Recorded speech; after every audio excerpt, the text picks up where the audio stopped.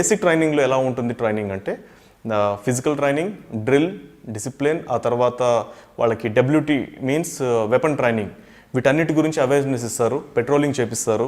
Night patrolling ఎలా ఉంటుంది, day patrolling ఎలా ఉంటుంది, లాంగ్ వాకింగ్ ఎలా ఉంటుంది. మనం వాకింగ్ చేస్తూనే మనతో పాటు ఒక 30 kgs వెయిట్ తీసుకొని వెళ్లాల్సి ఉంటుంది ట్రైనింగ్లో కూడా. ట్రైనింగ్లో ఆ తర్వాత అసాల్ట్ ఉంటుంది, కొండల్లా ఉంటే వాటిని జంప్ చేయాల్సి ఉంటుంది, వాటర్లో స్లైడ్ చేయాల్సి ఉంటుంది. ఇవన్నీ ట్రైనింగ్ అయిపోయిన తర్వాత బేసిక్ ట్రైనింగ్ 24 weeks అయిన తర్వాత 4 weeks లీవ్ ఇచ్చారు, రిక్రూట్ లీవ్. అది హాలిడేస్ వెళ్ళి వచ్చిన తర్వాత మళ్ళీ అడ్వాన్స్డ్ ట్రైనింగ్లోకి వచ్చాం. అడ్వాన్స్లో ట్రేడ్ వైజ్ డివైడ్ చేస్తారు ఆర్మీలో. కొంతమంది జనరల్ డ్యూటీస్, కొంతమంది operators, technical assistant, surveyor, clerk, అలా కొన్ని trade wise duty.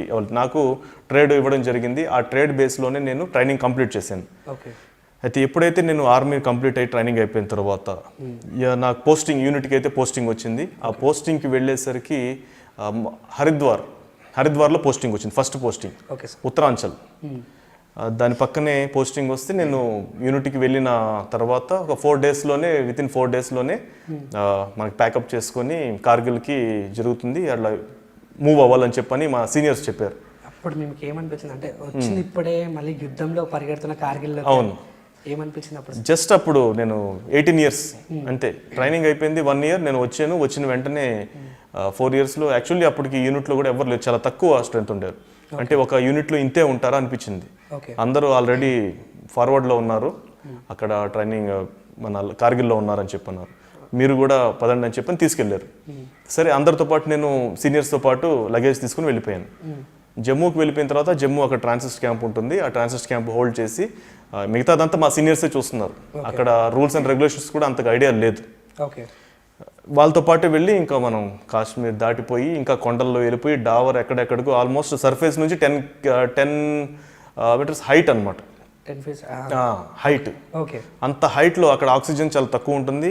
Degree -40 degrees, -40 degree ice, అంత తక్కువ ఉంటుంది.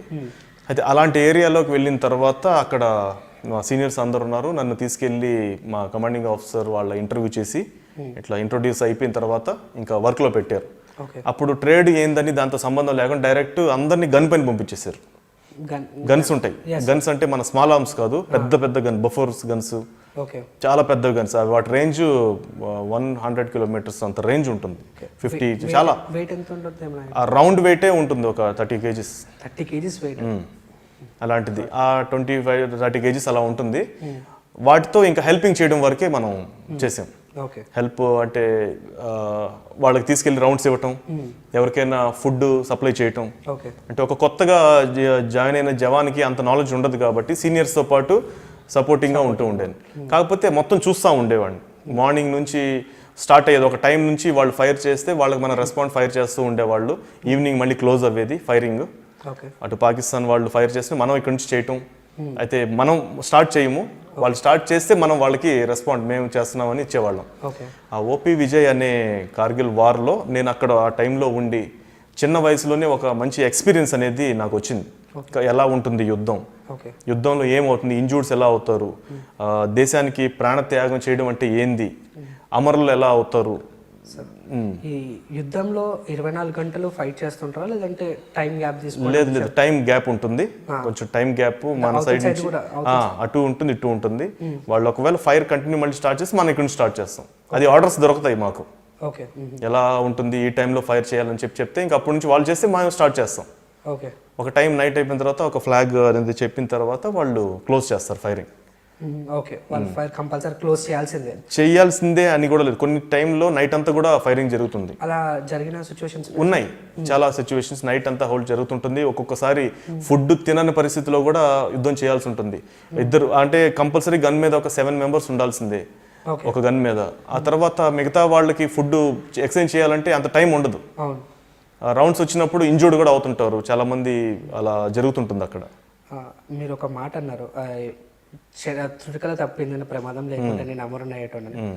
అప్పుడు ఆ ఫీలింగ్ ఎలా ఉంది సార్? అప్పుడు ఆ ఫీలింగ్ అనేది ఏంటంటే మనకి ఆ టైంలో తెలియదు. ఎవరైనా కూడా యుద్ధం చేస్తున్నామని చాలా గర్వంగా దేశం కోసం చేస్తుంటారు. అయితే అది ఆ టైం తెలియదు అనమాట. ఒక్కసారిగా వచ్చి బాంబు వేసి మనం ఏం చేయలేము. కానీ మనం అక్కడ ఉండబట్టి ప్రొటెక్ట్ చేస్తున్నాం కాబట్టి ఒకళ్ళకి ఎవరైతే ఇంకొకరు రెడీ చేంజ్ రౌండ్ లాగా ఒకళ్ళకి ఏదైనా అయిపోతే నెక్స్ట్ ఇంకో జవాన్ వస్తారు అది చేస్తూనే ఉండబట్టి ప్రొటెక్ట్ చేయగలుగుతున్నాం మన కంట్రీని. ఓకే, డెఫినెట్గా ఆడ ఎప్పుడో ఒకసారి కదా రెగ్యులర్గా ఆడ ఏదో ఒకటి ఇన్సిడెంట్స్ జరుగుతూనే ఉంటే మన జవాన్లు అమరవీరులు అవుతుంటారు. కాశ్మీర్లో రెగ్యులర్గా జవాన్లు వస్తూనే ఉంటాయి. ఈవెన్ ఈరోజు మార్నింగ్ కూడా ఒక జవాన్ అమరుడు అవడం జరిగింది ఢిల్లీలో. ముగ్గురు ఉగ్రవాదుల్ని కూడా హతమార్చడం జరిగింది మన జవాన్.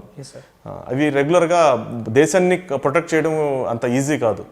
సోల్జర్స్ రెగ్యులర్గా అక్కడ యాక్టివ్ పొజిషన్లో ఉంటారు. ఒకవేళ అట్లా అమరుడైన వీరుని చూసినప్పుడు కానీ ఇంజూర్ అయిన వీరుని చూసినప్పుడు కానీ మీకు ఎలాంటి ఫీలింగ్ వస్తుంది? వాళ్ళని తీసుకెళ్ళి ఫస్ట్ ఏం చేస్తారో అవన్నీ ఏమి చెప్పగలుగుతారు?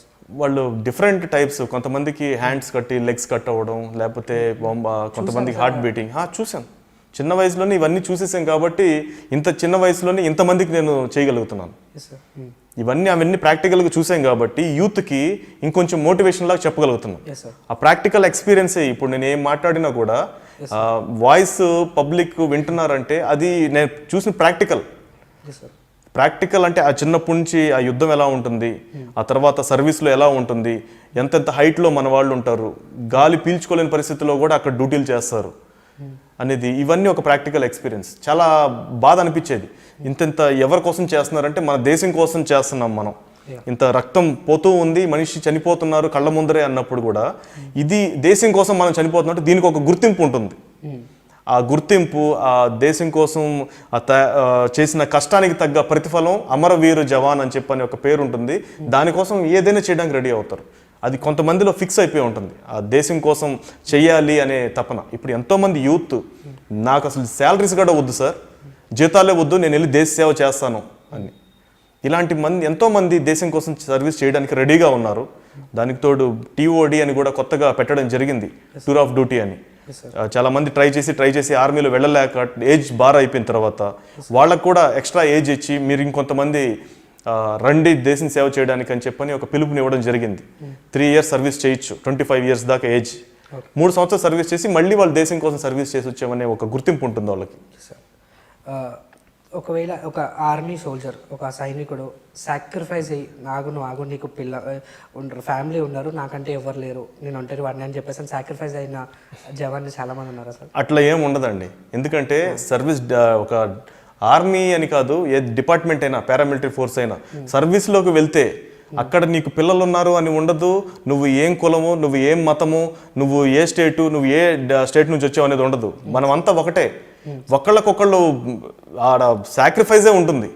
ఎవరైనా ఇంకొకరిని కాపాడడానికి ఇంకొకళ్ళు వెళ్ళిపోతారు అంతే. ఇప్పుడు ఎవరైనా తనకు తెలిసి ఇక్కడ పడుతుందని చెప్పి తను వెళ్ళి నెట్టేసేస్తాడు, కానీ తను అక్కడ పెట్టి నేను సేఫ్ అవ్వాలని చెప్పని చేసే ఆలోచన ఎటువంటి సోల్జర్స్లో ఉండదు. తనని సేవ్ చేయాలి, నేను ఉండాలి అనే కాన్సెప్టే ఉంటుంది. అలా సేవ్ చేసిన వాళ్ళు ఎవరైనా స్టోరీ ఏమైనా ఐడియా ఉంది సార్? ప్రాక్టికల్గా అట్లా ఏం లేదు. కాకపోతే మాకు డైరెక్ట్ అక్కడ నుంచి ఫైర్ అవ్వడం, direct face to face fire అవ్వడం అయితే ఏం లేదు. Okay sir.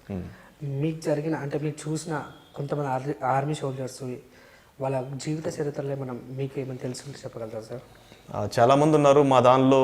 కొంతమంది వీర్ జవాన్లు రాష్ట్రీయ రైఫిల్ అంటే ఆర్ఆర్ అని అంటారు, అది కాశ్మీర్ ఇటు సైడ్ జాబ్ చేయాల్సి ఉంటుంది.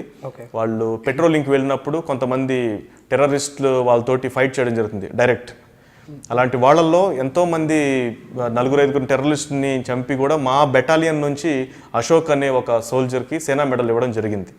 తను డైరెక్ట్ ఫైర్ చేయడం 4-5 ఉగ్రవాదులను చంపడం జరిగింది. అలా మా యూనిట్ నుంచి చాలామంది, మా బెటాలియన్ నుంచి మంచి వాళ్ళకి అవార్డ్స్, ఏదైతే యుద్ధ వీరులు అని చెప్పనే అవార్డ్స్ చాలా మందికి వచ్చినాయి. అది స్పెషల్లీ కొంతమంది కమాండోస్, పారా కమాండోస్ని కూడా కొన్ని చోట్ల డే అండ్ నైట్ కూడా వార్ చేయాల్సి ఉంటుంది. అలాంటి చోట పారా కమాండోస్ని పంపిస్తారు.